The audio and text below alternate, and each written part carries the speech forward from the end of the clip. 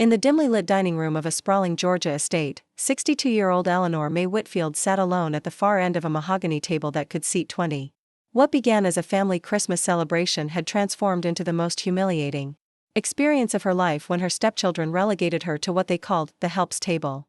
Eleanor never imagined that this act of cruelty would spark a chain of events that would dismantle a multi-million-dollar trust fund and change the family legacy forever. The community would never look at the prestigious Whitfield name the same way again.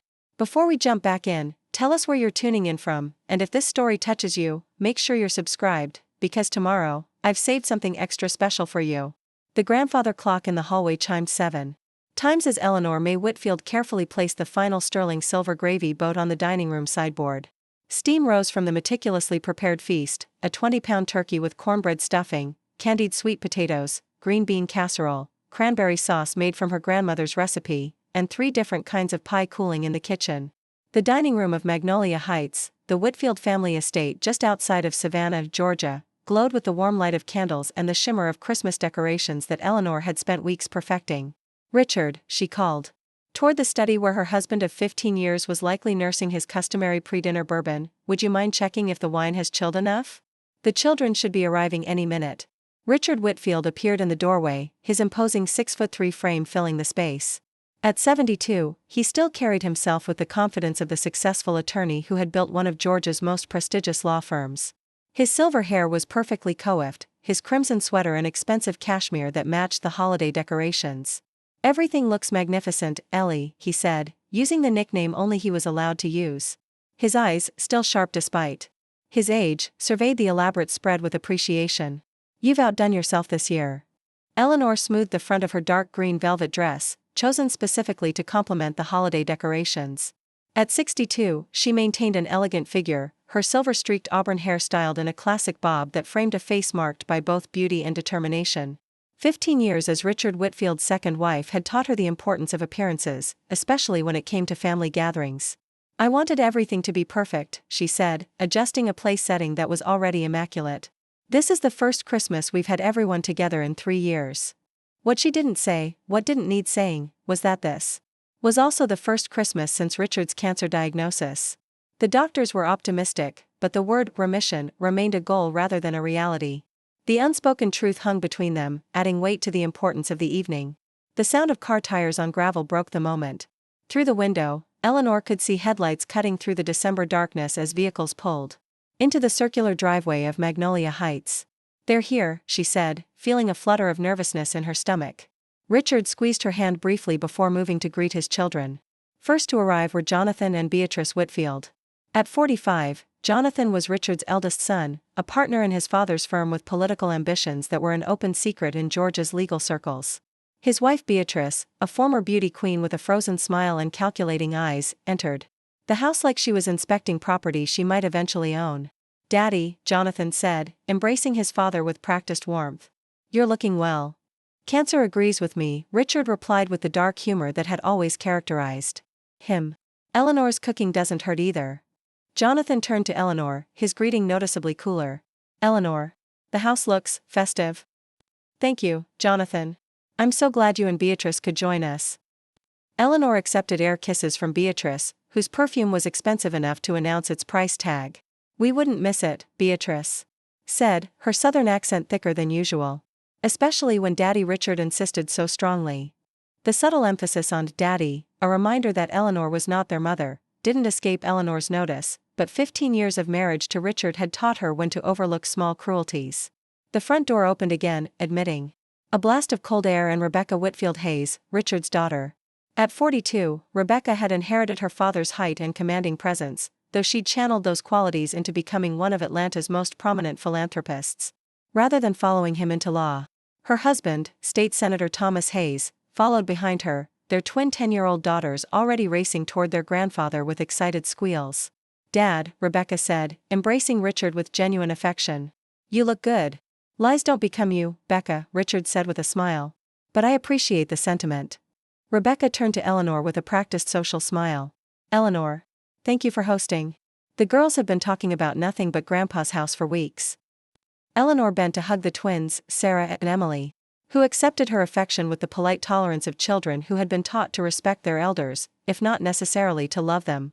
I made your favorite dessert, she told them. Chocolate pecan pie with extra chocolate. The girls' faces lit up. With vanilla ice cream? Sarah asked hopefully. Preparing and narrating this story took us a lot of time, so if you are enjoying it, subscribe to our channel, it means a lot to us. Now back to the story. Would I forget the ice cream? Eleanor winked at them. These moments, small connections with Richard's grandchildren, were precious to her, even if they were fleeting. The final arrival was Matthew Whitfield, the youngest at 38 and the family's self-styled black sheep. Where Jonathan had embraced the family legacy and Rebecca had established her own respectable path, Matthew had spent his 20s and 30s pursuing various artistic ventures, none of which had resulted in anything resembling financial success. He was currently between girlfriends and, Eleanor suspected from his slightly too wide smile, already slightly intoxicated. The prodigal son returns, he announced, throwing his arms wide in the foyer. Merry Christmas to the Whitfield dynasty. Richard embraced his youngest with a mixture of affection and resignation. Glad you could make it, Matt. Try not to break anything valuable this year. Matthew spotted Eleanor and his smile softened slightly. Of all Richard's children, Matthew had always treated her with the most genuine warmth. Eleanor, angel of mercy who puts up with this family's nonsense. Something smells amazing. Everything's ready, Eleanor said, relaxing slightly. With everyone arrived, perhaps the evening could proceed as she'd hoped, a warm family gathering that might create memories to sustain Richard through the challenging months ahead. Shall we move to the dining room? The family migrated toward the dining room where Eleanor had spent hours arranging place settings, folding napkins into perfect fans, and positioning the centerpiece of magnolia leaves, pine branches, and red berries. She'd used the Whitfield family china, delicate hand-painted porcelain that had been passed down through 4 generations, and crystal glasses that caught the light from the chandelier. As everyone found their seats, Eleanor noticed a subtle shift in the atmosphere. Jonathan and Rebecca exchanged glances. Beatrice whispered something to Thomas. Matthew, always sensitive to undercurrents, raised an eyebrow. Before we sit, Jonathan said, clearing his throat with the authoritative sound he used in courtrooms, we, that is, Rebecca, Matthew, and I, have discussed the seating arrangements and made a small adjustment. Eleanor paused, halfway to her usual seat at Richard's right hand. Adjustment? Yes, Rebecca continued smoothly. We thought it might be nice to have a table just for the immediate family tonight. Given that this is Dad's first Christmas since his diagnosis, we wanted some quality time. I don't understand, Eleanor said, though a cold feeling was spreading through her chest. I've arranged settings for everyone. And it looks lovely, Beatrice interjected, her voice honeyed with false sweetness.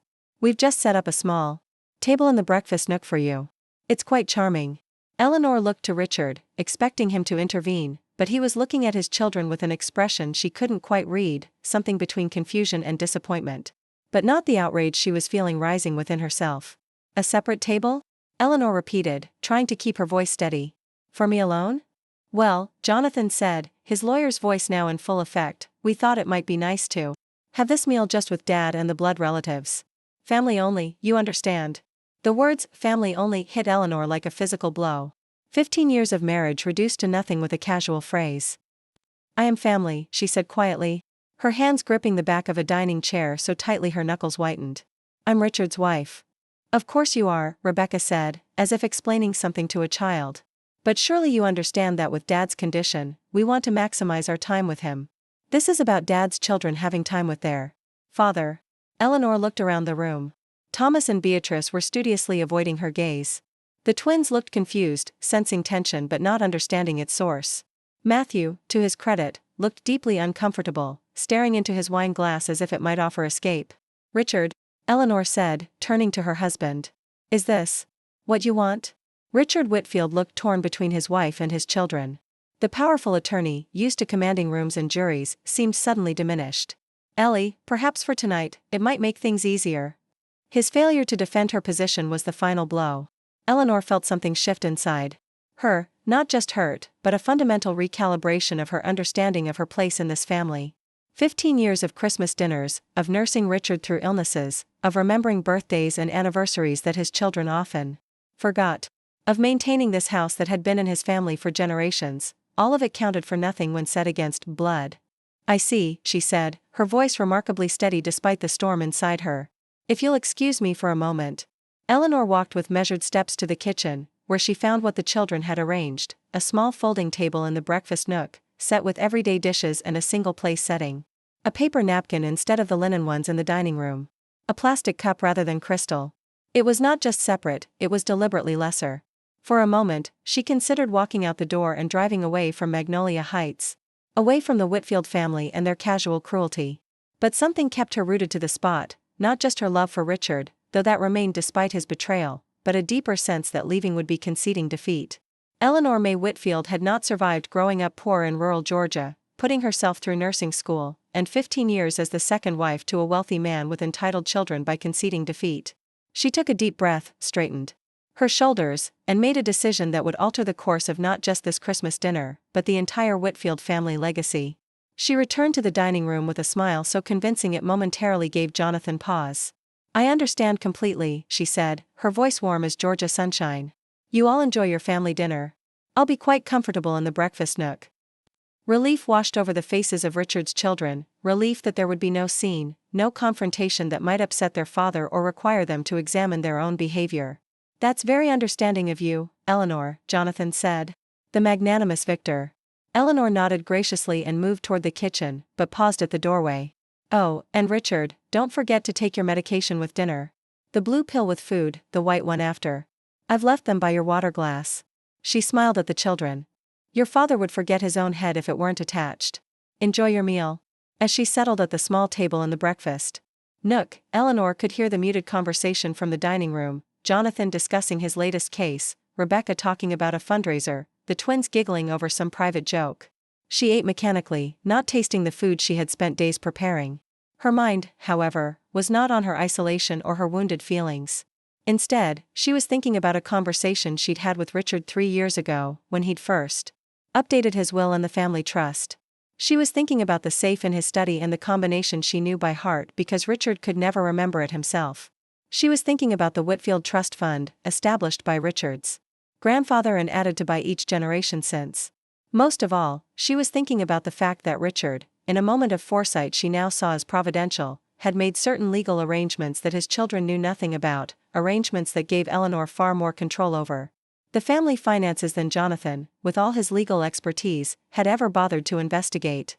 As Eleanor finished her solitary meal, she made a decision. This would, indeed, be a Christmas the Whitfield family would never forget, but not for the reasons they currently imagined. After dinner, as Richard's children led him to the living room for presents and digestives, Eleanor slipped unnoticed into his study. The oak-paneled room smelled of leather, bourbon, and the lemon oil she used to polish the antique desk each week. She moved silently to the painting of Richard's grandfather, the stern-faced judge who had established the family fortune, and swung it aside to reveal the wall safe behind it. The combination came easily to her fingers: Richard's birthday, followed by the year they were married. Inside were legal documents, jewelry belonging to Richard's first wife, kept for Rebecca, and several thick folders labeled Whitfield Family Trust. Eleanor removed the folders and settled into Richard's leather chair. As a nurse who had managed household finances for decades, she had a better head for numbers than anyone gave her credit for. More importantly, she understood exactly what she was looking for in these documents. 3 years ago, when Richard had updated his will and trust arrangements, he had explained everything to Eleanor. At the time, she had paid attention out of love and respect, not because she ever expected to use the information. Richard had consolidated various family assets into a single trust structure, with himself as the primary trustee and Eleanor as the secondary trustee. Upon his death, control would pass jointly to his 3 children, but until then, in the event of his incapacitation, Eleanor would have full control. What Richard's children didn't know, what they had never bothered to ask, was that Richard's recent diagnosis had triggered a clause in the trust documents. His oncologist had certified his condition as one that could potentially lead to diminished capacity, and Richard, ever the prudent attorney, had signed papers transferring operational control of the trust to Eleanor while he underwent treatment. In the eyes of the law, as of 3 weeks ago, Eleanor Mae Whitfield had complete authority over the multi-million-dollar Whitfield Family Trust. She flipped through the documents, confirming what she already knew and formulating a plan that was equal parts justice and retribution. The sounds of Christmas music and laughter drifted from the living room as she carefully replaced the folders in the safe, all except one that she slipped into the drawer of Richard's desk. She would need that one tomorrow. When she joined the family in the living room, no one remarked on her absence or asked how she had enjoyed her solitary meal. Richard gave her a questioning look, tinged with what might have been apology, but he didn't speak. The twins were opening presents with excitement, and Rebecca was filming them on her phone. Jonathan and Thomas were discussing politics in low voices by the fireplace. Matthew was the only one who made space for her on the sofa, sliding over and offering her a glass of wine. "That was a garbage move they pulled," he said quietly, nodding toward his siblings. "I told them so." "But you didn't stop them," Eleanor observed without rancor. Matthew had the grace to look ashamed. "No. I didn't. I'm sorry for that." Eleanor patted his hand. "We all make choices, Matthew. Some have more consequences than others." He looked at her curiously, but she just smiled and turned her attention to the twins' delight over their new tablets, expensive gifts from their parents that Eleanor knew had been purchased with trust fund distributions. As the evening wore on, Eleanor maintained a calm, pleasant demeanor that gradually eased the tension in the room. By the time Richard's children began gathering their things to leave, they had convinced themselves that the small adjustment to dinner had been accepted and forgotten. Only Matthew gave Eleanor a searching look as he hugged her goodbye. "Are you really okay?" he asked softly. "I'm better than okay," she replied with a smile that didn't quite reach her eyes. "I'm enlightened." After they had all gone and Richard had retired to their bedroom, Eleanor sat alone in the living room, looking at the remnants of Christmas. Torn wrapping paper, empty glasses, the dying embers in the fireplace. In the glow of the Christmas tree lights, she took out her phone and made a note to call her attorney first thing in the morning. The Whitfield children had shown her exactly where she stood in the family hierarchy. Now she would show them exactly what that knowledge was going to cost them. The next morning, while Richard was still sleeping soundly thanks to his medication, Eleanor was already in his study making phone calls. The first was to Stanley Greenberg, the family's longtime accountant. "Stanley, it's Eleanor Whitfield." "Yes, Merry Christmas to you too. Listen, I need you to prepare for some significant changes to the trust distributions." "Yes, I have the authority." Richard signed the transfer papers when he began treatment. "No, the children don't know yet. That's why I'm calling you first." The second call was to her own attorney, Meredith Chen, a sharp-minded lawyer who specialized in estate planning and whom Eleanor had consulted privately over the years. "Meredith, I need to execute those contingency plans we discussed last year." "Yes, immediately. I'll email you the necessary documentation within the hour." The third call was to the security company that managed access to the Whitfield family's vacation properties, the beach house on Sea Island, the mountain cabin in North Carolina, and the apartment in New York City. "This is Eleanor Whitfield. I need to update the access codes and security protocols for all the family properties." "Yes, all of them. And I'll need a complete inventory of who currently has keys and access cards." By the time Richard wandered into the kitchen, drawn by the smell of coffee and the breakfast Eleanor had prepared, she had set her plan in motion. 15 years as the dutiful wife had given her intimate knowledge of the family's financial arrangements, properties, and vulnerabilities. Now that knowledge would serve a different purpose. "You're up early," Richard observed, accepting the cup of coffee she handed him. "Couldn't sleep?" "I had some things on my mind," Eleanor replied, her voice deliberately light. "How are you feeling this morning?" "Like I've been hit by a truck, but that's nothing new these days." He sat heavily at the kitchen table, looking older than his 72 years. "Ellie, about last night." Eleanor held up a hand to stop him. "Let's not talk about that right now. You need to eat something before you take your morning medication." She placed a plate of eggs and toast in front of him, along with the array of pills that had become a fixture of their mornings. As he ate, she watched him with a mixture of love and disappointment.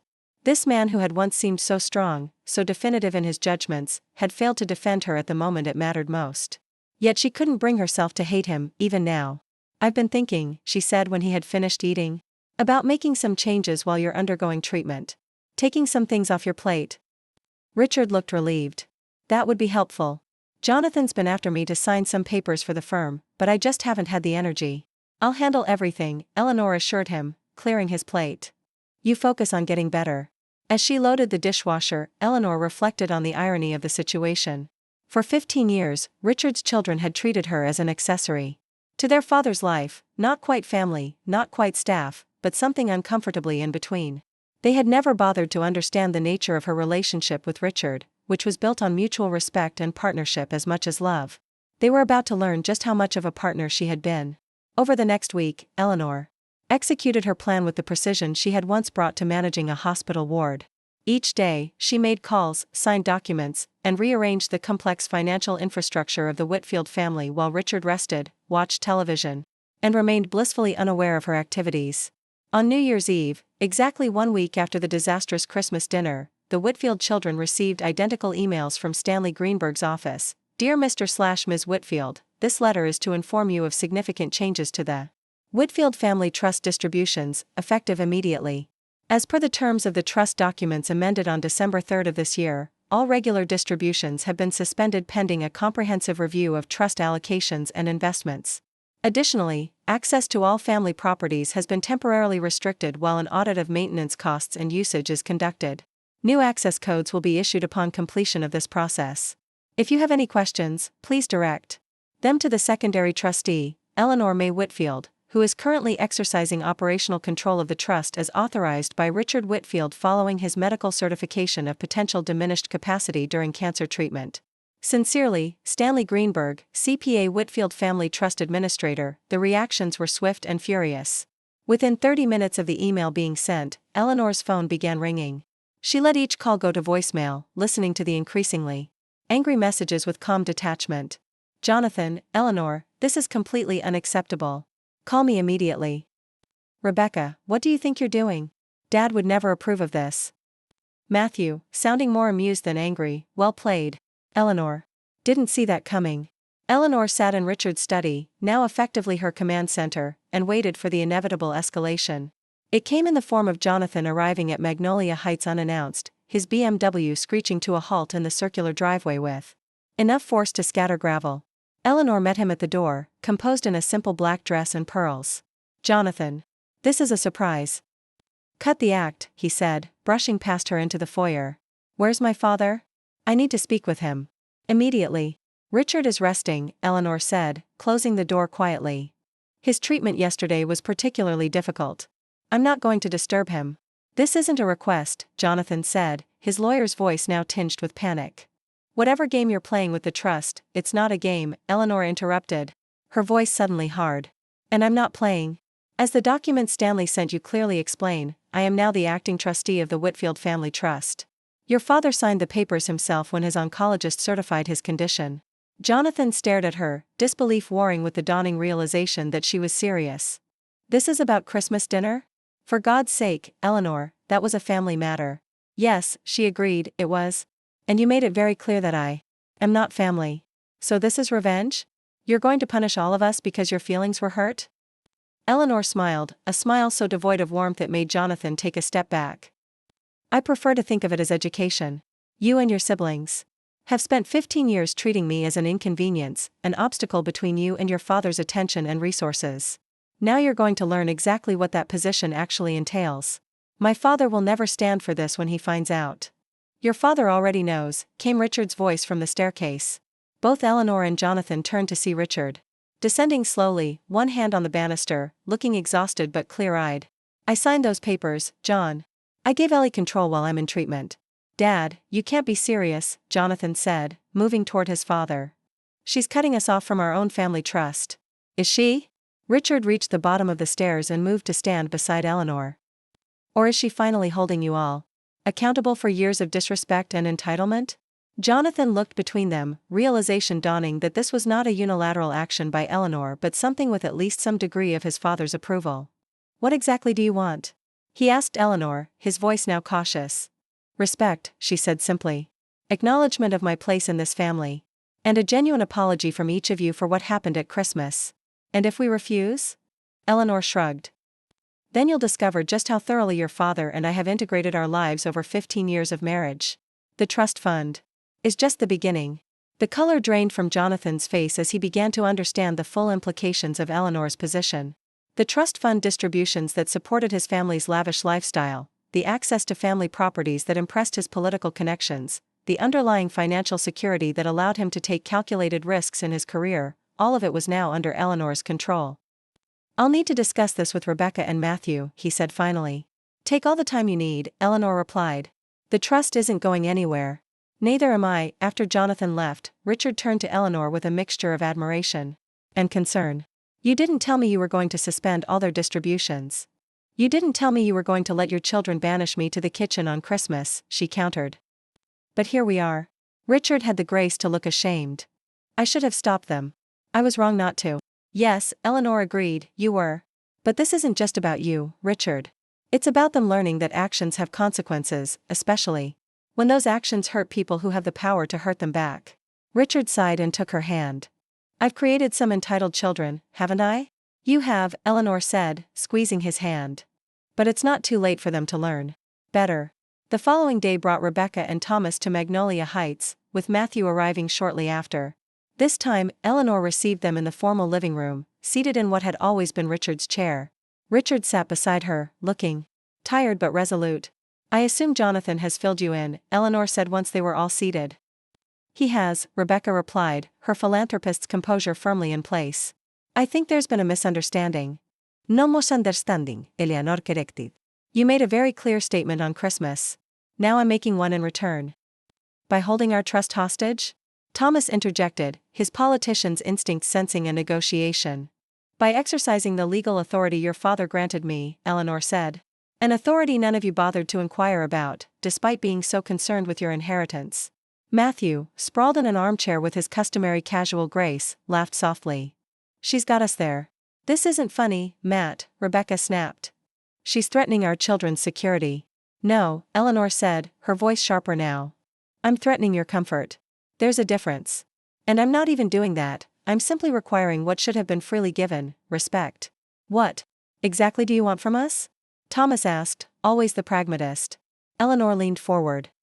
I want a genuine acknowledgement from each of you that what happened at Christmas was cruel and unacceptable. I want a sincere apology. And I want your word that nothing like it will ever happen again. Or what? Rebecca challenged. You'll keep the trust locked up forever? If necessary, Eleanor confirmed. But that's not all. I've spent 15 years learning every detail of this family's financial arrangements, property holdings, and social connections. I know which country club memberships are subsidized by trust distributions. I know which political donors Thomas cultivates using Whitfield properties for fundraisers. I know exactly how dependent each of you is on the infrastructure your father and his father before him created. The room fell silent as the full extent of Eleanor's knowledge, and therefore her power, became clear to them. You'd really do this? Rebecca asked, sounding genuinely bewildered. Over a seating arrangement at dinner? It wasn't about the seating, Richard said quietly, speaking for the first time. It was about what the seating represented. You excluded Eleanor from the family. You treated the woman I love, who has stood by me through everything, as if she were staff rather than my wife. We didn't mean, Rebecca began, but Richard cut her off. Yes, you did. You meant exactly what you did. You've resented Eleanor from the beginning, all of you. You've tolerated her because I required it, but you've never accepted her. And I've been complicit by not demanding better from you. The blunt assessment from their father seemed to affect Richard's children more than anything Eleanor had said. Jonathan looked away, Thomas studied his hands, and Rebecca's composure finally cracked. What do we have to do to fix this? Matthew asked, the only one willing to directly address the situation. Exactly what Eleanor said, Richard replied. Acknowledge what you did. Apologize sincerely. And commit to change. The negotiation that followed lasted hours, with breaks for Richard to rest when he became tired. By evening, an agreement had been reached. The trust distributions would be gradually restored as each of the Whitfield children demonstrated genuine respect for Eleanor's position in the family. Access to properties would be returned with new conditions about family gatherings and inclusion. Most importantly, a formal amendment to the trust documents would establish Eleanor's permanent role in the family financial structure, regardless of Richard's health outcomes. As Richard's children prepared to leave, each one approached Eleanor with varying degrees of sincerity. Jonathan's apology was stiff but seemed genuine in its acknowledgement of wrongdoing. Rebecca's was tearful and included an invitation for Eleanor to join her philanthropic committee, a meaningful olive branch from a woman who guarded her social territory jealously.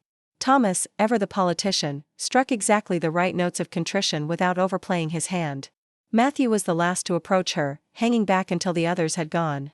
I've always liked you, Eleanor, he said with his characteristic directness. But I never stood up for you when it counted. I'm sorry for that. Thank you, Matthew, she said, and meant it. That means a lot. For what it's worth, he added with a grin, watching you outmaneuver John was the best Christmas present I've ever received. After they had all gone, Eleanor and Richard sat together in the quiet house, the Christmas decorations still glittering in the evening light. Do you think anything will really change? She asked him. I think you've given them a powerful incentive to try, he replied, taking her hand. And I think I've been reminded of exactly why I married you. Not many people could have done what You did, turned a moment of humiliation into a complete restructuring of family dynamics. Eleanor smiled, feeling the hurt of Christmas beginning to heal. I didn't marry into this family to be treated as an outsider. If they didn't understand that before, they certainly do now. They made you eat alone at Christmas, Richard said, shaking his head at the cruelty of it. So you ate their trust. Fund in return. Remind me never to get on your bad side. Too late, Eleanor teased, leaning against his shoulder. You already did when you didn't defend me. But I forgive you. I don't deserve you, he said softly. No, she agreed with a smile. But you're stuck with me anyway. And now, so are your children.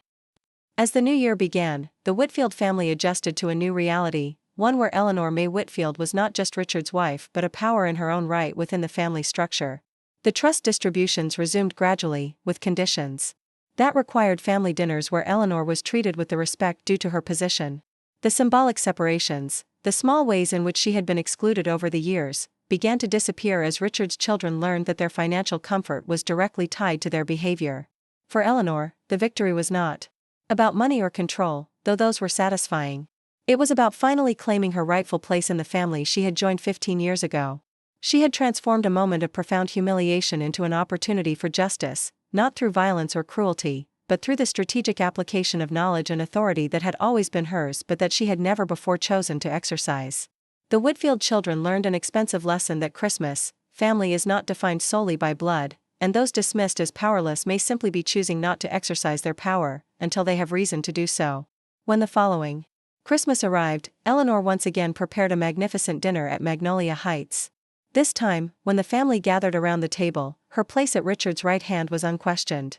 The Whitfield family had been transformed, not just by the near loss of their financial security, but by the recognition that true family is built on respect, not merely inheritance. Eleanor Mae Whitfield, once relegated to eating alone in the kitchen, now presided over the family with quiet authority. She had eaten their trust fund, but in doing so, had nourished something far more valuable, a family bond based on genuine respect rather than mere obligation. As for the community of Savannah's elite, they never looked at the Whitfield family quite the same way again. The story of how the second wife had briefly seized control of one of Georgia's oldest family fortunes became legendary in certain circles, a cautionary tale about the dangers of underestimating those we choose to exclude. The morning after the trust fund confrontation, Eleanor woke to the sound of rain against the windows of Magnolia Heights. January in Georgia often brought these cold, gray days that made the Christmas decorations she hadn't yet taken down seem like relics of a different season. She rolled over to find Richard already awake, watching her with an expression that combined admiration and concern. You're staring, she murmured, pushing a strand of silver-streaked hair from her face. I'm appreciating, he corrected. I've been married to you for 15 years and never fully realized what you're capable of. Eleanor sat up, pulling the comforter around her shoulders against the morning chill. Is that a compliment or a worry? Both, maybe.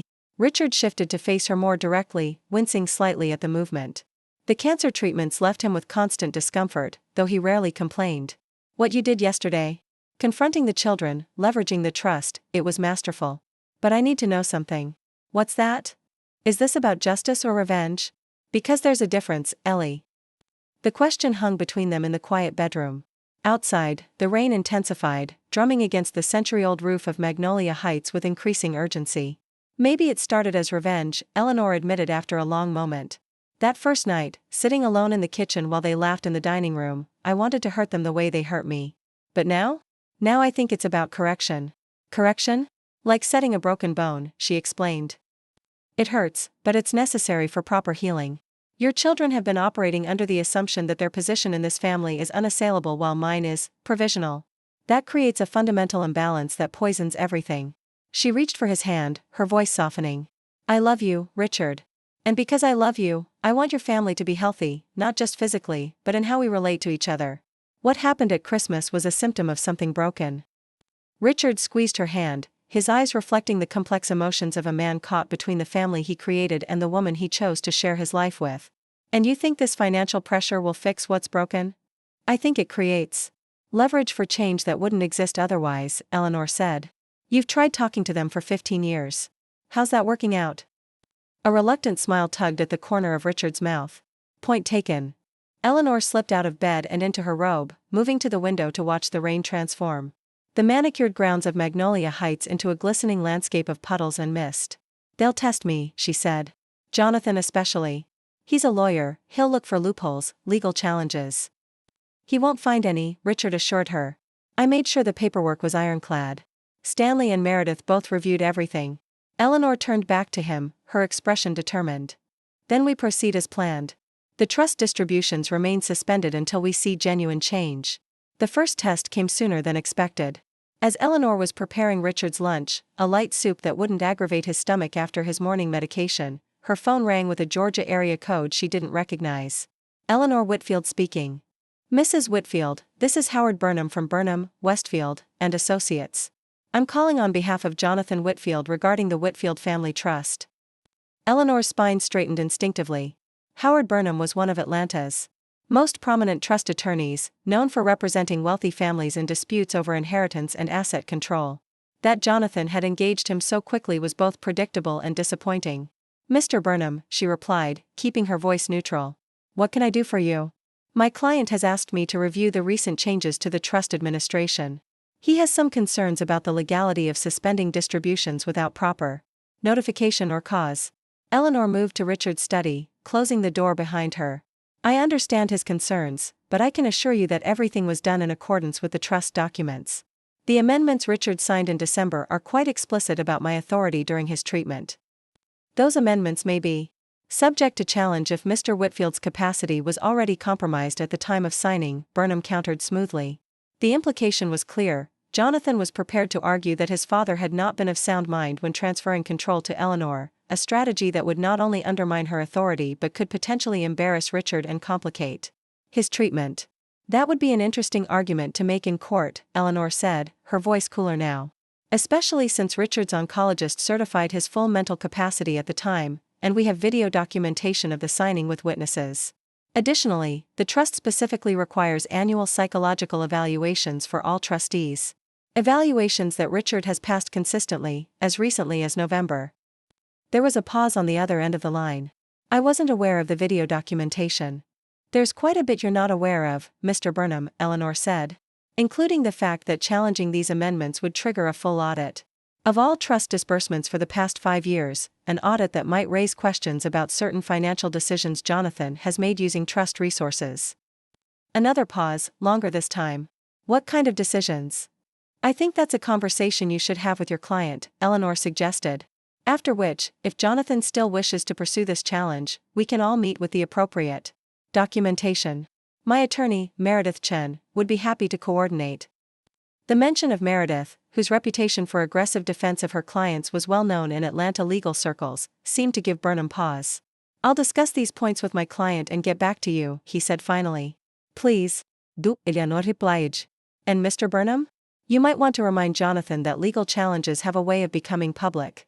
I'm sure none of us want the details of our family disagreements appearing in the Atlanta Journal-Constitution.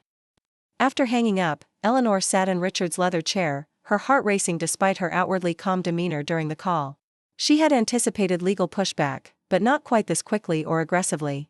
The threat to question Richard's mental capacity was particularly disturbing, not just because it could undermine her position, but because it showed how far Jonathan was willing to go. She picked up the phone again and dialed Meredith Chen. They've already engaged Howard Burnham, she said when her attorney answered. Jonathan's trying to challenge Richard's capacity at the time of the amendments. That was predictable, Meredith replied, unfazed. Do you want to counterfile immediately or wait to see if they actually pursue this? Let's wait, Eleanor decided. But prepare the documentation about those real estate transactions Jonathan tried to hide last year. If he wants to play hardball, we should be ready. Consider it done, Meredith assured her. And Eleanor? Remember that you're in a stronger position than they think. Don't let them intimidate you. After ending the call, Eleanor took a moment to collect herself before returning to the kitchen where Richard's soup was still simmering on the stove. She wouldn't tell him about Burnham's call, not yet. His focus needed to be on his health, not on his son's legal maneuvers. The next day brought Rebecca to Magnolia Heights, arriving unannounced in the late morning as Eleanor was helping Richard with his physical therapy exercises in the sunroom. The housekeeper showed her in, and Rebecca stood awkwardly in the doorway, watching as Eleanor guided her father through gentle stretches designed to maintain his muscle tone during treatment. Rebecca, Richard said, his face lighting up despite his obvious fatigue. This is a nice surprise. Hi, Dad, she replied, moving into the room but keeping her distance. I was in the neighborhood and thought I'd check on you. In the neighborhood? Eleanor echoed with a raised eyebrow. Rebecca lived in Buckhead, nearly an hour away. What a coincidence. Rebecca had the grace to look slightly embarrassed at the transparent excuse. All right, I came specifically to see you both. Can we talk? Your father needs to finish his exercises, Eleanor said, helping Richard complete a gentle rotation of his shoulders. But we can talk afterward. Why don't you wait for us in the living room? There's fresh coffee in the kitchen if you'd like. Some? Rebecca hesitated, clearly unaccustomed to being directed in her father's house, but nodded and withdrew. Eleanor turned back to Richard, who was watching her with amusement. You're enjoying this a little too much, he observed. Enjoying what? She asked innocently. Making them wait. Asserting your authority. Eleanor helped him through the final stretches, her hands gentle on his increasingly frail frame. Maybe a little, she admitted. But they've made me wait. And question my place in this house for 15 years. A few minutes in the living room won't hurt Rebecca. When they joined Rebecca 20 minutes later, they found her pacing nervously, her coffee untouched on the side table. She was dressed in one of her philanthropist outfits, a tasteful St. John knit suit in navy blue, pearls at her throat. Hair perfectly styled. It was her armor, Eleanor knew, the uniform she wore when heading into difficult situations. Jonathan told me he's consulting with Howard Burnham, Rebecca said without preamble as they entered. I think that's a mistake. I agree, Richard said, lowering himself carefully into his favorite armchair. So does Eleanor. Rebecca looked between them, clearly surprised by their united front. You've discussed it? No, Eleanor said, taking a seat beside Richard. This is the first I'm hearing that you know about Burnham. But I received a call from him yesterday. And you didn't tell me? Richard asked, turning to her with concern. You had a difficult treatment day.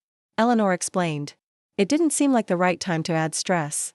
Rebecca watched this exchange with a furrowed brow, as if witnessing a dynamic between her father and stepmother that didn't align with her understanding of their relationship.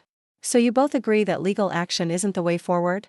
It would be expensive, public, and ultimately unsuccessful, Richard said firmly. Not to mention incredibly hurtful to me personally. That's what I told Jonathan, Rebecca said, sitting down on the sofa across from them.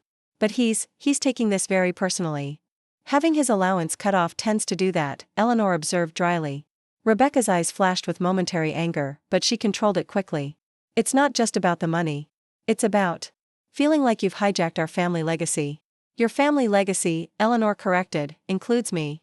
That's what you've never accepted, Rebecca. I'm not a temporary houseguest or a caretaker. I'm Richard's wife and a permanent part of this family. For 15 years, Rebecca acknowledged, which is significant. But the Whitfield trust spans for generations. Surely you can understand why we're protective of it.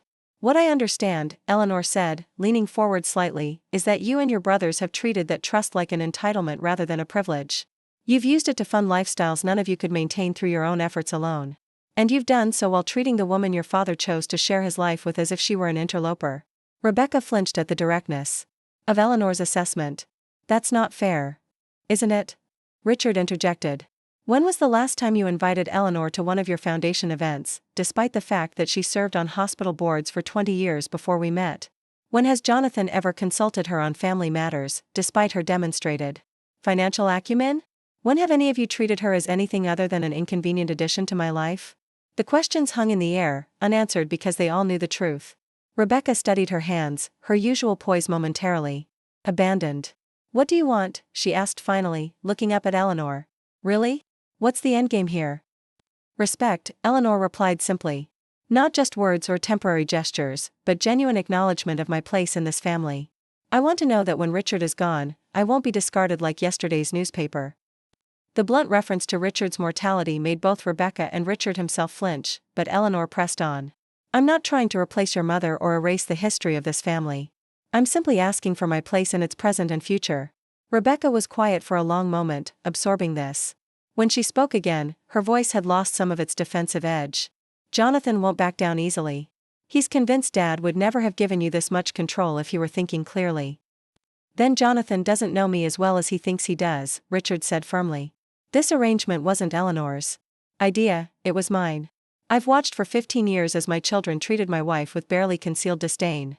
I justified it, made excuses for it, hoped it would improve with time. It didn't. So I made provisions to ensure that Eleanor would have the leverage to demand what should have been freely given. Rebecca looked genuinely surprised. This was your plan? All along? Not the Christmas dinner incident, Richard clarified. That was all you three. But the legal framework that gave Eleanor control? Yes, that was deliberate. I knew I might not have the strength to fight this battle while undergoing treatment. So I made sure Eleanor would have the tools she needed. The revelation seemed to shake Rebecca's understanding of the situation. She had come prepared to negotiate with Eleanor, perhaps to find a compromise that would restore the family's financial comfort while saving face. Instead, she was confronting the reality that her father had been a willing architect of the very scenario she was trying to resolve. What should I tell Jonathan? She asked finally. Tell him to call off Burnham, Eleanor suggested. Tell him that challenging Richard's mental capacity will destroy whatever relationship he still has with his father. And tell him that if he wants to restore his trust distributions, the path forward isn't through legal channels, it's through demonstrating genuine respect for his father's choices, including his choice of wife. Rebecca nodded slowly, digesting this. And if he does that? If we all do? The distributions will be restored?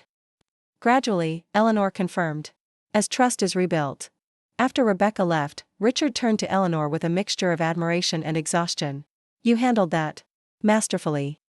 I learned from watching you in negotiations for 15 years, she replied, helping him to his feet. You need to rest now.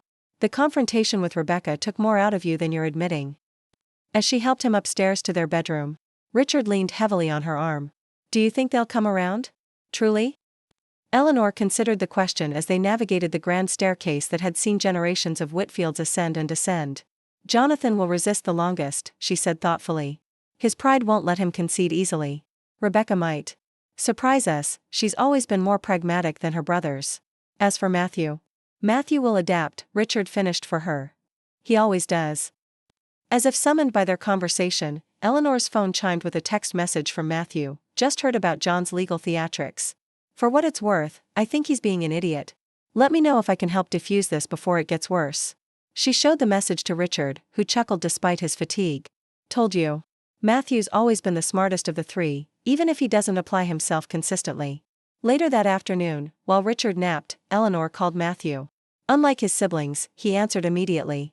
Eleanor, my favorite wicked stepmother, he greeted her, the smile evident in his voice. How's the reign of terror going? Despite herself, Eleanor laughed. Matthew's irreverence had always been a refreshing counterpoint to his siblings' stiff formality. Depends on who you ask. Your brother seems to think I'm staging a coup. Jonathan has always had a flair for drama, despite his boring suits, Matthew replied. So what's the real story?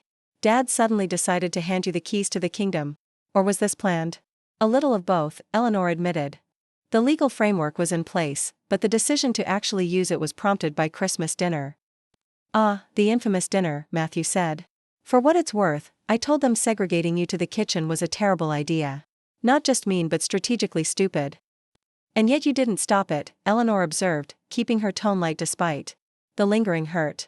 No, I didn't, Matthew acknowledged, his voice growing serious. That's on me. I've spent most of my life taking the path of least resistance with my siblings.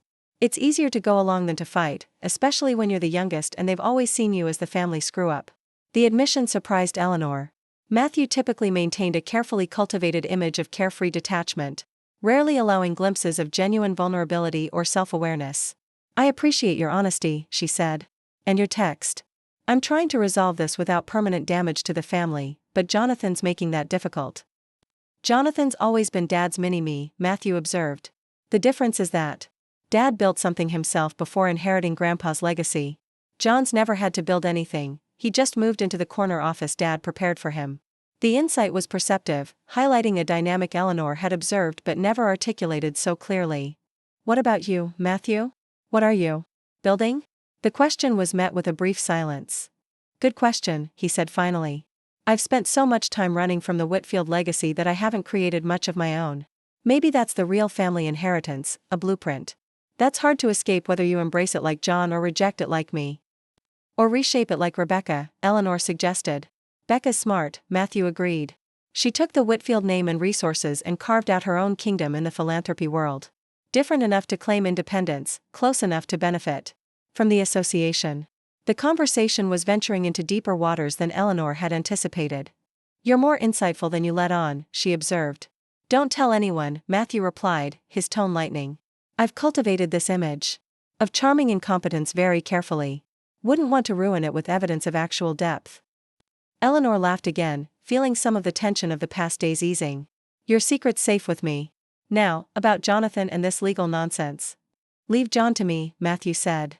I can't promise miracles, but I might be able to get through to him in ways Rebecca can't. Brothers know each other's weak spots. I'd appreciate that, Eleanor said. I don't want this to escalate further than it already has. Eleanor? Matthew's voice turned serious again. For what it's worth, I really am sorry about Christmas. And everything before that. You've been good for Dad, and none of us have been particularly good to you. The simple acknowledgement, offered without prompting or obvious self-interest, touched Eleanor more deeply than she expected. Thank you, Matthew. That means a lot. After hanging up, Eleanor sat in Richard's study, surrounded by the trappings of Whitfield family history, the portraits of stern-faced judges and attorneys, the leather-bound law books, the antique desk where generations of Whitfield men had made decisions that shaped not just their family but parts of Georgia's legal landscape. For 15 years, she had moved through these rooms feeling like a visitor in a museum, careful not to disturb the exhibits or leave fingerprints on the glass. Now, for the first time, she allowed herself to imagine a different relationship to this house and this legacy, not as an interloper but as a steward, someone entrusted with preserving what was valuable while allowing space for growth and change. Perhaps that was the role she had been moving toward all along, though neither she nor Richard's children had recognized it. The thought was still with her that evening as she helped Richard into bed, his body increasingly frail as the treatments took their toll. As she adjusted his pillows and made sure his medications were within reach, he caught her hand. You're thinking something important, he observed. I can see it in your eyes. Eleanor smiled, still amazed after 15 years at how well he could read her. I'm thinking about legacies, she admitted. About what we leave behind and who we trust to care for it. Heavy thoughts for bedtime, Richard said, but his expression was serious. Is this about the trust? The legal situation with Jonathan? Partly, she said, sitting on the edge of the bed. But it's bigger than that. I'm thinking about Magnolia Heights, about the Whitfield name, about everything you've built and inherited.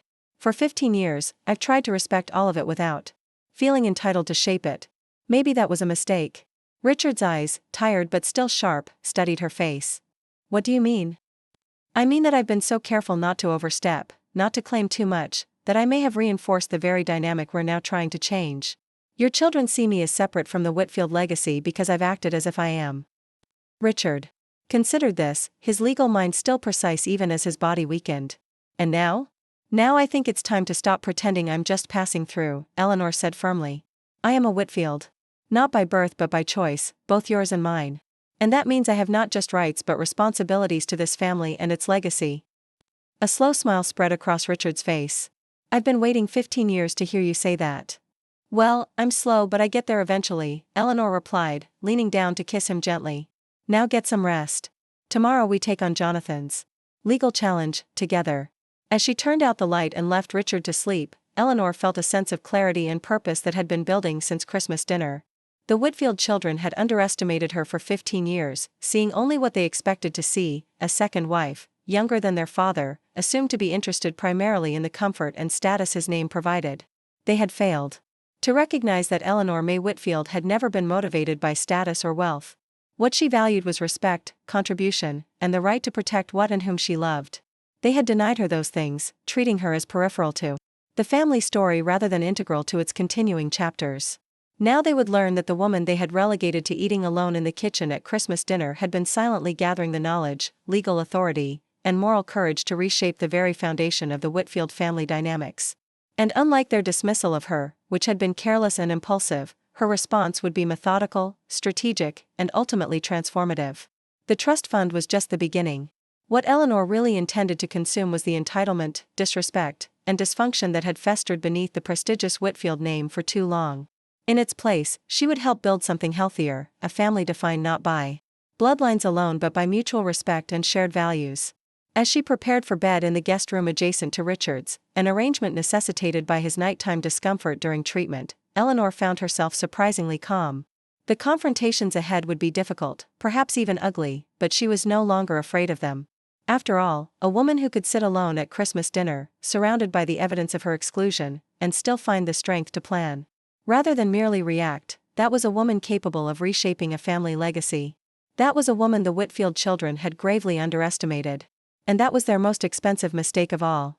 The morning of the confrontation with Jonathan dawned clear and cold, a rare Georgia winter day when frost etched delicate patterns on the windows of Magnolia Heights. Eleanor woke before sunrise, her mind already mapping strategies like a general preparing for battle. She slipped from bed, careful not to disturb Richard, and made her way to the kitchen where she prepared coffee in the pre-dawn stillness. As she waited for the coffee to brew, Eleanor gazed out the window at the grounds of Magnolia Heights, silvered with frost in the dim light. The estate had always represented the Whitfield legacy to her, beautiful but intimidating, historic yet coldly impersonal. For 15 years, she had moved through these rooms feeling like an honored guest rather than a rightful occupant. That ends today, she whispered to her reflection in the window glass. The woman who looked back at her was not the accommodating nurse who had married Richard Whitfield 15 years ago. That woman had gradually transformed, not into someone harder or colder, but into someone who finally understood her own worth and was prepared to claim it. The coffee finished brewing just as her phone chimed with a text from Meredith Chen. All documents prepared. Meeting set for 10 a.m. at my office. Burnham confirmed attendance with Jonathan. Eleanor replied with a simple, thank you, and carried her coffee to Richard's study. The confrontation that loomed ahead would require all her resources, emotional, intellectual, and legal. She had spent the night organizing documents that chronicled 15 years of family dynamics, financial decisions, and the gradual erosion of her position within the Whitfield hierarchy. Some might call it excessive to document family slights. So methodically. Eleanor called it survival. By the time Richard appeared in the doorway at 7, still in his robe and moving carefully to minimize his discomfort, Eleanor had assembled everything they would need for the meeting. You've been busy, he observed, eyeing the organized folders on his desk. I couldn't sleep, she admitted. Too much adrenaline. Richard moved to stand behind her, placing his hands gently on her shoulders. Are you certain you want to do this? We could postpone, give Jonathan more time to reconsider his position. Eleanor reached up to cover his hand with hers. Time won't change Jonathan's mind. He needs to understand that his actions have consequences, not just for his relationship with me, but for his relationship with you. He's always been the most stubborn of my children, Richard sighed. Even as a boy, he'd rather break a toy than share it. Then perhaps it's time he learned that some things can't be replaced once broken, Eleanor replied, rising from the desk. Like trust. Like respect. Like family bonds. They arrived at Meredith Chen's downtown Atlanta office precisely at 9:45, 15 minutes before the scheduled meeting. The office occupied the top floor of a sleek glass tower with views of the city skyline, a deliberate choice that Meredith had once explained to Eleanor. When wealthy clients are considering whether to fight or settle, it helps to remind them of exactly what kind of resources they're up against. Meredith met them in the reception area, elegant in a charcoal suit with subtle red accents that suggested both power and confidence.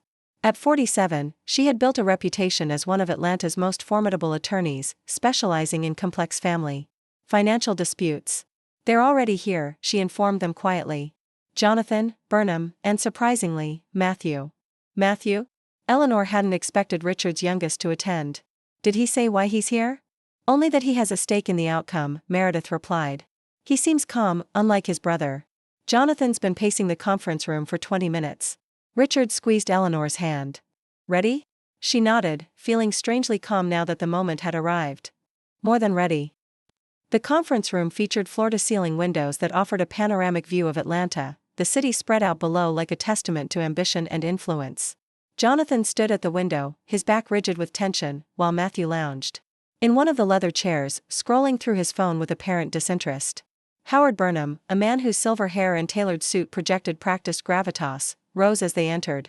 Mr. Whitfield, Mrs. Whitfield, he greeted them with professional courtesy. Thank you for agreeing to this meeting. Let's be clear. About something, Richard said before Eleanor could respond. We didn't agree to this meeting. We called it. There's a difference. Jonathan turned from the window, his expression a mixture of frustration and forced control.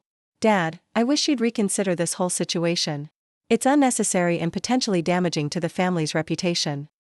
The damage to our family began long before Eleanor exercised her authority over the trust, Richard replied, taking a seat at the conference table. It began with how you and your siblings have treated my wife for 15 years. It culminated in making her eat alone at Christmas dinner. Matthew looked up from his phone, his eyes moving between his father and brother. He's got you there, John. This isn't about one dinner, Jonathan insisted, joining them at the table. This is about the stability and continuity of a family legacy that spans generations. A legacy you've been quite happy to benefit from while contributing relatively little to its growth, Eleanor observed calmly, placing her folders on the table. Let's be honest about what really bothers you, Jonathan. It's not concern for the Whitfield legacy. It's the fact that someone you've dismissed as irrelevant now holds the purse strings. Burnham cleared his throat. Perhaps we could focus on the legal aspects of the situation rather than family dynamics. The two are inseparable in this case, Meredith countered, opening her laptop. The legal authority Mrs. Whitfield now exercises exists precisely because Mr. Whitfield recognized the problematic family dynamics and took steps to address them. Steps that may have been taken under duress or diminished capacity, Burnham suggested smoothly. Given Mr. Whitfield's medical condition. Richard's hand came down on the table with surprising force. My medical condition affects my body, not my mind, Howard. And I resent the implication that I would be so easily manipulated in matters concerning my family's well-being. No one is suggesting manipulation, Richard, Burnham backpedaled slightly. We're simply concerned that decisions of this magnitude, made during a period of physical stress, might not reflect your long-term intentions for the family trust. Then allow me to clarify my intentions, Richard said, his voice taking on the resonant authority that had made him a formidable presence in courtrooms for decades. I intended, and still intend, for Eleanor to have full operational control of the Whitfield Trust during my treatment. I intended, and still intend, for her to use that authority as she sees fit to address the disrespect she has endured from my children. Jonathan's face flushed with anger. This is absurd. You're talking about using a four-generation family trust as some kind of disciplinary tool. No, Eleanor interjected. We're talking about using the trust as leverage to create change that should have happened naturally through respect and family bonds. If those bonds had been healthy, this situation would never have arisen. Matthew, who had been uncharacteristically quiet, finally spoke up. She's right, John. We've treated Eleanor like an outsider for 15 years. Did you really think there wouldn't eventually be consequences? Jonathan turned on his brother. Whose side are you on? I'm on the side of not destroying what's left of this family, Matthew replied, his usual flippant tone replaced by something more serious. Dad's sick, John. Really sick. And you want to spend what might be his final months fighting a legal battle that will drain his energy and damage whatever relationship you still have with him? For what? So you can keep getting your monthly check without having to treat his wife with basic human decency? The blunt assessment seemed to momentarily stun Jonathan, who looked to Burnham for support. The attorney, however, was studying Richard with a calculating expression. Perhaps, Burnham suggested carefully, there's a compromise position that would address everyone's concerns while avoiding prolonged legal proceedings. I'm listening, Eleanor said, though her expression remained skeptical. A phased restoration of trust distributions, Burnham proposed, contingent upon regular family meetings and a formal agreement about Mrs. Whitfield's continued role in trust administration after Mr. Whitfield's eventual passing. The euphemism for Richard's potential death hung awkwardly in the air, but Eleanor appreciated the attorney's attempt at delicacy. That's a starting point, she acknowledged. But it doesn't address the fundamental issue of respect. Respect can't be legislated, Eleanor, Jonathan said, his tone dismissive. Either it exists or it doesn't. You're right, she agreed, surprising him. Respect can't be legislated. But access to millions of dollars in trust distributions can be. And until I see genuine evidence that you respect my place in this family, those distributions will remain suspended. Jonathan's jaw tightened. This is financial coercion. This is consequences, Eleanor corrected. Something you've rarely experienced in your privileged life. Perhaps, Meredith suggested, intervening before Jonathan could respond, we should take a step back and consider what specific actions would constitute evidence of the respect Mrs. Whitfield is seeking. Eleanor nodded, grateful for her attorney's redirection. I have some thoughts on that, she said, opening one of her folders. Starting with a formal amendment to the trust that explicitly protects my position as trustee regardless of Richard's health outcomes. And beyond the legal protections? Meredith prompted. Family dinner, Eleanor said simply. Every Sunday, at Magnolia Heights, with everyone present. No excuses except genuine emergencies. These dinners continue whether Richard is well enough to attend or not. Jonathan looked incredulous. You're holding millions of dollars hostage over Sunday dinner? I'm establishing a pattern of inclusion that will outlast financial incentives, Eleanor clarified. Eventually, the trust distributions will be fully restored. But the expectation of family meals, of regular communication, of basic courtesy, those continue indefinitely. Matthew leaned forward, suddenly engaged. I like it. Simple but powerful. Hard to fake your way through weekly family dinners over the long term. There's more, Eleanor continued. Rebecca will invite me to join the board of her foundation, where my experience in hospital administration would actually be valuable rather than just tolerated. Jonathan will include me in discussions about the family's legal and financial matters rather than working around me. And Matthew. She paused, looking at the youngest Whitfield with genuine affection. Matthew will continue being Matthew, but perhaps with more regular check-ins with his father while Richard undergoes treatment. Matthew gave a mock salute. I can do that. Burnham looked to Jonathan, clearly gauging his client's reaction to these terms. Jonathan's expression had shifted from outright anger to something more calculated, the look of a man reassessing his position based on new information. And if we agree to these terms, he asked finally, the trust distributions resume immediately? Gradually, Eleanor corrected. 25% immediately. Another 25% after 1 month of demonstrated compliance. The remaining 50% after 3 months. That seems unnecessarily punitive, Burnham observed. On the contrary, Meredith countered. It provides appropriate incentive for sustained behavior change rather than temporary compliance. Richard, who had been watching the negotiations with quiet attention, finally spoke. Jonathan, this isn't about punishment. It's about healing a family dynamic that's been broken for too long. I want my children to have a relationship with Eleanor that continues after I'm gone, not because of financial incentives, but because you've come to value her as I do. And if we refuse? Jonathan asked, though his tone suggested he already knew the answer. Then we proceed to court, Meredith replied promptly. Where we will argue not only the validity of Mrs. Whitfield's current authority but also request a full forensic audit of all trust distributions for the past 5 years. The mention of an audit caused a subtle shift in Jonathan's posture. Eleanor had suspected there might be financial decisions in his past that wouldn't withstand close scrutiny, and his reaction confirmed it. I need to consult with Rebecca, he said after a moment. These decisions affect her too. Of course, Eleanor agreed reasonably. Take the rest of the day. We'll expect your answer by morning. As they prepared to leave, Matthew lingered behind, waiting until Jonathan and Burnham had exited before approaching Eleanor. That was impressive, he said quietly. You outmaneuvered him completely. It wasn't about winning, Eleanor replied. It was about finding a path forward that preserves this family. Matthew studied her with newfound respect. You know, for 15 years I thought you were just putting up with us for Dad's sake. I never realized you actually cared about the Whitfield family beyond him. I married your father, Matthew, but I also married into his family, for better or worse. Mostly worse, if we're being honest, she added with a wry smile. Matthew laughed, the sound surprisingly genuine. Fair enough. For what it's worth, I think you just might pull this off. Jonathan's calculating his options right now, and he's smart enough to recognize when he's beaten. Rebecca will follow once she sees the writing on the wall. And you? Eleanor asked. Where do you stand in all this? Matthew's expression turned thoughtful, a rare break from his cultivated persona of charming irresponsibility. I'm standing with the person who was willing to eat alone at Christmas rather than make a scene that would upset my father. That kind of grace under pressure deserves loyalty. After he left, Richard took Eleanor's hand as they prepared to depart. Matthew surprised me today. Me too, she admitted. There's more depth there than he usually lets people see. He's always been the most perceptive of my children, Richard said as they walked toward the elevator. Just not always the most motivated to act on those perceptions.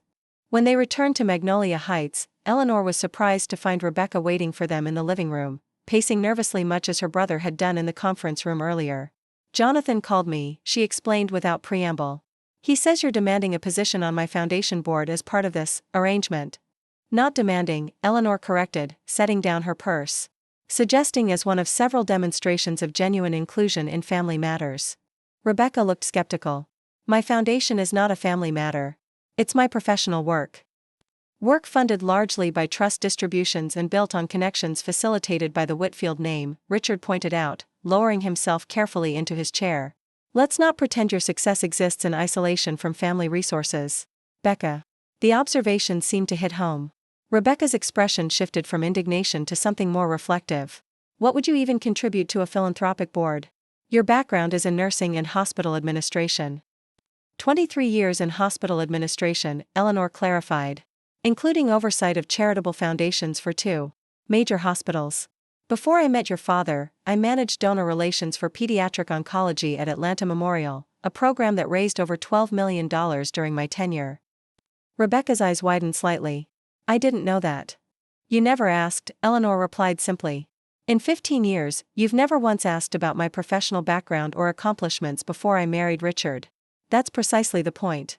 The observation hung in the air between them, a tangible representation of the distance Rebecca and her brothers had maintained from their stepmother, a distance built on assumptions rather than knowledge. I have a board meeting next week, Rebecca said finally. I'll have the foundation director contact you about joining as a provisional member. We can see how it goes. It wasn't a warm embrace of the idea, but it was movement. Eleanor nodded her acceptance of this partial victory. Thank you, Rebecca. I look forward to it. After Rebecca left, promising to speak with Jonathan about their joint response to the proposed terms, Richard looked at Eleanor with a mixture of pride and wonder. You're actually going to pull this off, aren't you? We are, she corrected, sitting beside him and taking his hand. Together. I should have addressed this years ago, Richard admitted, regret evident in his voice. Instead, I let it fester until it took a crisis to force change. We both did, Eleanor acknowledged. I was so determined to be accommodating, to never give them reason to resent me, that I made myself smaller than I am. No more making yourself smaller. Promise me that, Ellie. No matter what happens with my health, no matter how this situation with the children resolves, no more diminishing who you are to accommodate others' comfort. I promise, she said. And meant it. The following morning brought Jonathan's formal response, a carefully worded email accepting Eleanor's terms with only minor modifications to the timeline. The trust distributions would begin to be restored the following week. Sunday dinners would commence immediately. Eleanor would join Rebecca's foundation board and be included in family financial discussions going forward. It was a victory, but Eleanor felt no triumph as she read the message. What she felt instead was a quiet determination to transform this transactional beginning into something more meaningful, a genuine restructuring of family relationships based eventually on mutual respect rather than financial leverage. It's just the first step, she told Richard as they sat together in the sunroom, Georgia winter sunshine streaming through the windows. The real work begins now. The real work, Richard agreed, is using this opportunity to build something that will last beyond financial incentives. Beyond legal documents. Beyond even my lifetime. Eleanor looked out at the grounds of Magnolia Heights, seeing them now not as symbols of an intimidating legacy but as the setting for a new chapter in the Whitfield family story, one in which she was not a footnote but a co-author. The woman who had been made to eat alone at Christmas had not just reclaimed her place at the table, she had rearranged the entire seating chart. And in doing so, she had created the possibility for a family defined not by bloodlines alone but by choice, respect, and the courage to demand both. As Richard dozed in the warm sunlight beside her, Eleanor began making notes for the first Sunday dinner under the new arrangement. It would set the tone for everything that followed, and she intended it to communicate a clear message. Eleanor Mae Whitfield was not seeking revenge for past slights but transformation for the future. The trust fund had been her leverage, but healing the family would be her legacy. And unlike the Christmas dinner that had catalyzed this change, no one in the Whitfield family would ever eat alone again, physically or metaphorically. Some might call it revenge served cold. Eleanor preferred to think of it as justice served with grace, the kind of grace that transforms rather than destroys, that builds rather than dismantles, that offers the possibility of redemption rather than the finality of retribution. After all, she hadn't become a nurse so many years ago to cause pain, but to heal it. And while the methods had changed dramatically, the essential mission remained the same, to mend what was broken, even when the brokenness existed in something as complex and fragile as family bonds. The woman who had eaten alone at Christmas had consumed their trust fund not out of greed or bitterness, but out of a deeper hunger, for respect, for inclusion, for acknowledgement of her rightful place in a family she had chosen and that had, finally, been compelled to choose her in return. The first Sunday dinner under the new arrangement arrived with all the anticipation of a diplomatic summit. Eleanor had planned every detail meticulously, not to impress Richard's children, but to establish the tone for this new chapter in their family's story. She chose a menu that balanced Whitfield traditions with her own touches, Richard's favorite beef tenderloin alongside her grandmother's recipe for sweet potato soufflé, classic family sides with a few contemporary additions that reflected her own tastes and background.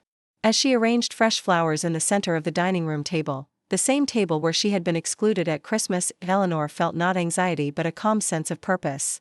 The sterling silver candlesticks that had belonged to Richard's grandmother flanked a modern arrangement of magnolias and eucalyptus that was distinctly her aesthetic.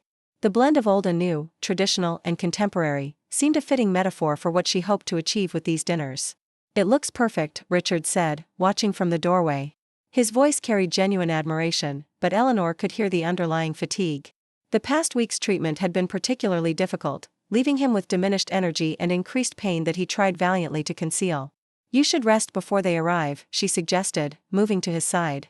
We have 2 hours still. Richard shook his head. I need to help. This is our initiative, not just yours. Our initiative, Eleanor agreed, touched by his insistence on partnership even as his health declined. But perhaps you could help seated at the kitchen island. While I finish up? You can taste test everything. He acquiesced with a small smile, allowing her to guide him to the kitchen where the rich aromas of slow-roasting beef and baking bread created an atmosphere of comfort and welcome. As he settled at the island, Eleanor poured him a small glass of the Bordeaux she had selected for dinner, a concession to pleasure that his oncologist had approved in moderation.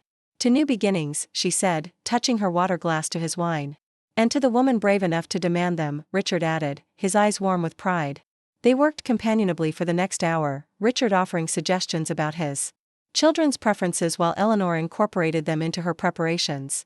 It was a dance they had perfected over 15 years of marriage, this gentle negotiation of tastes and traditions, this blending of her practicality with his appreciation for luxury. Jonathan prefers his meat more well done than the rest of us, Richard reminded her. And Rebecca won't touch anything with visible garlic, though she'll eat it if it's minced fine enough that she can pretend it isn't there.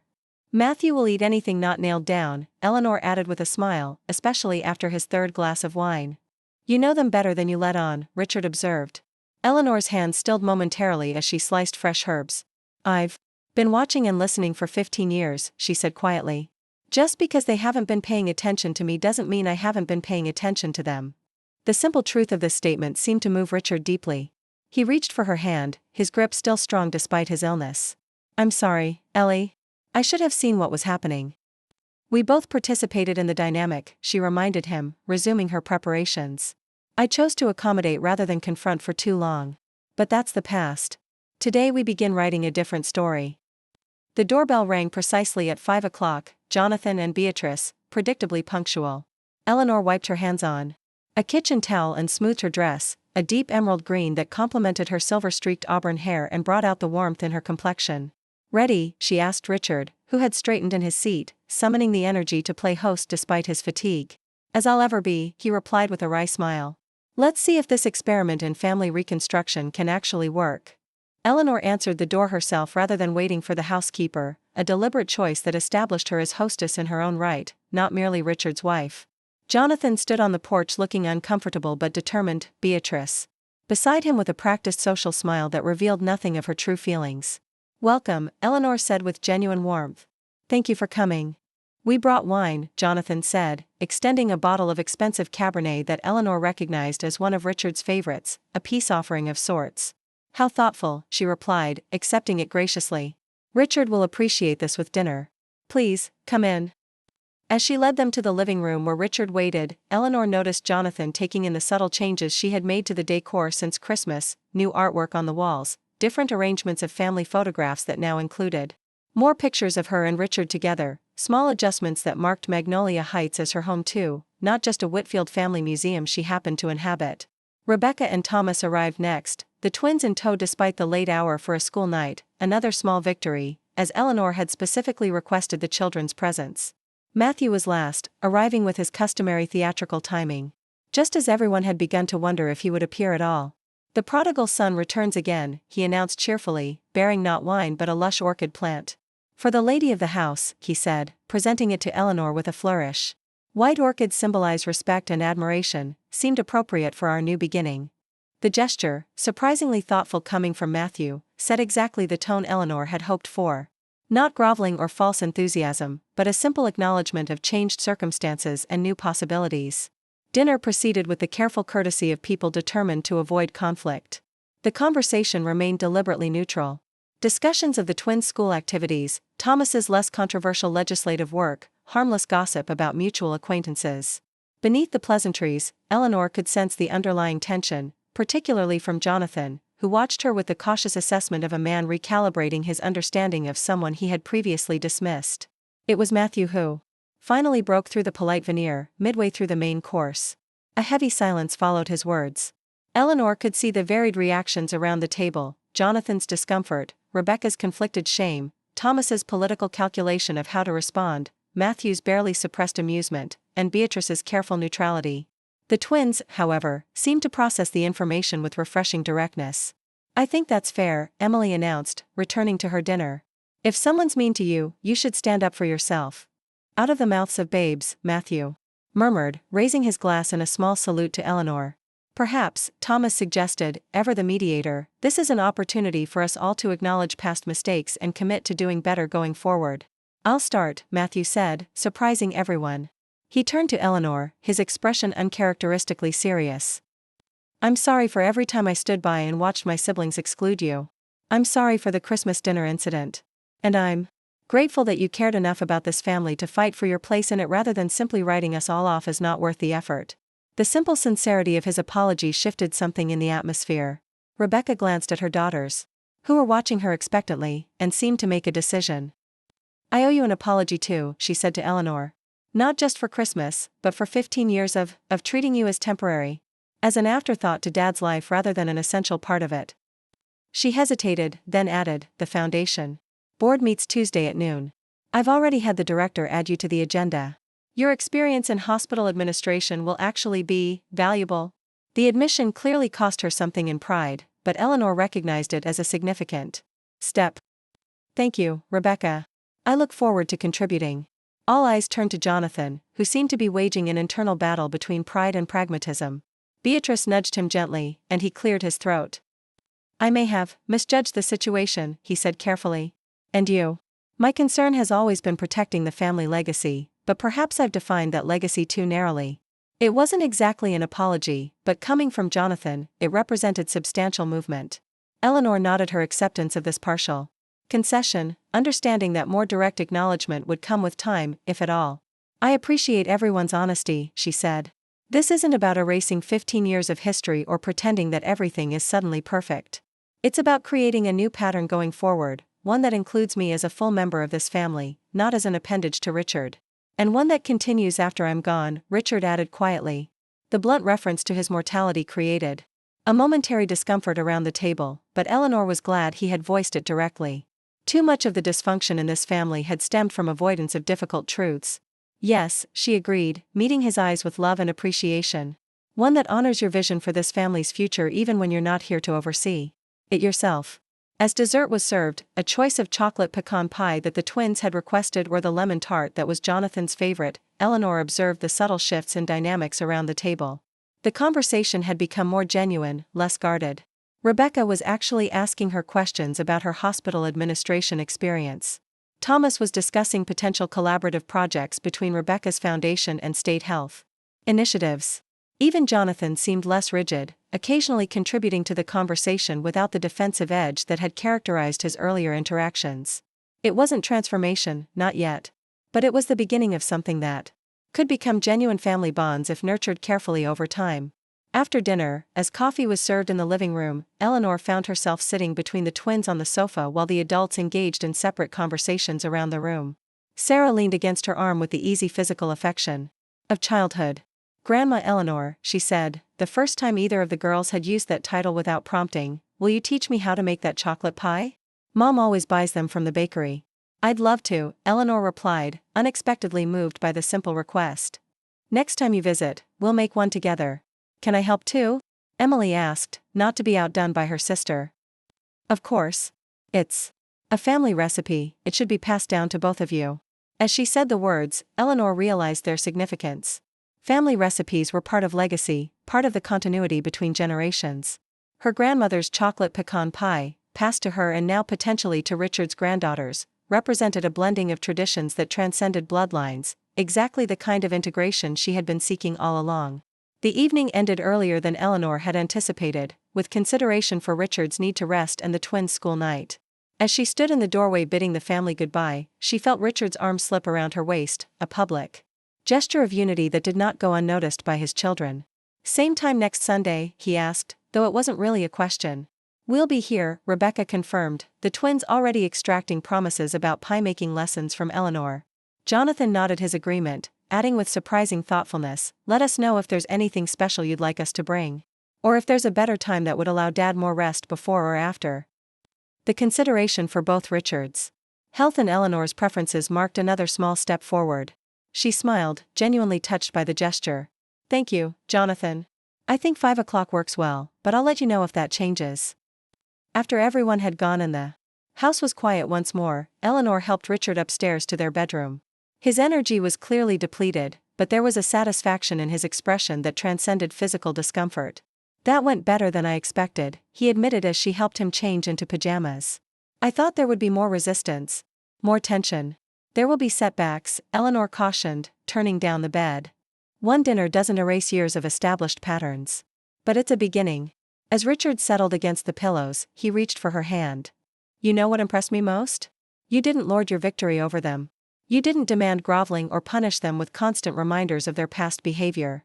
You simply established your expectations and then gave them space to meet them with dignity. Humiliation doesn't build relationships, Eleanor said simply. It might create compliance, but not connection. And connection is what we're after. When did you get so wise? Richard asked, his voice soft with admiration. Somewhere between nursing school and eating alone at Christmas dinner, she replied. With a small smile. Life teaches you things if you're paying attention. After Richard had fallen asleep, Eleanor retreated to the small sitting room adjacent to their bedroom, a space she had claimed as her own private sanctuary years ago. She settled into her favorite chair by the window and opened her journal, a practice she had maintained since nursing school. In it, she recorded not just events but her reflections on them, her evolving understanding of herself and others. Tonight's entry began with a simple observation: first Sunday dinner, foundation laid for something new. As she continued writing, Eleanor reflected on what today's small victories represented in the larger context of her life. At 62, she had finally claimed her rightful place in a family that had resisted her inclusion for 15 years. She had transformed a moment of profound humiliation into an opportunity for growth and change. She had refused to accept less than she deserved, even when doing so required difficult confrontation. These were not small achievements for a woman who had spent most of her life accommodating others, finding her value in service rather than assertion. The woman who had been made to eat alone at Christmas had discovered a strength within herself that transcended circumstance, a quiet, unshakable certainty about her own worth that no external validation could enhance and no rejection could diminish. That certainty had always been within her, but it had taken the catalyst of Christmas dinner to fully activate it. She wrote in her journal, the trust fund was just the leverage. The real transformation is happening inside each of us.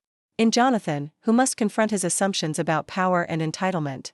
In Rebecca, who must reconcile her feminist principles with her treatment of another woman. In Matthew, who is discovering that taking a stand feels different from perpetual detachment. In Richard, who is learning that love sometimes requires difficult choices. And in me, most of all, as I step fully into my power without apology or hesitation. Eleanor closed the journal and looked out at the night sky visible through her window. The stars above Magnolia Heights were the same ones that had shone over the small Georgia town where she grew up, the daughter of a factory worker and a school cafeteria cook. Up next, you've got 2 more standout stories right on your screen. If this one hit the mark, you won't want to pass these up. Just click and check them out. And don't forget to subscribe and turn on the notification bell, so you don't miss any upload from us.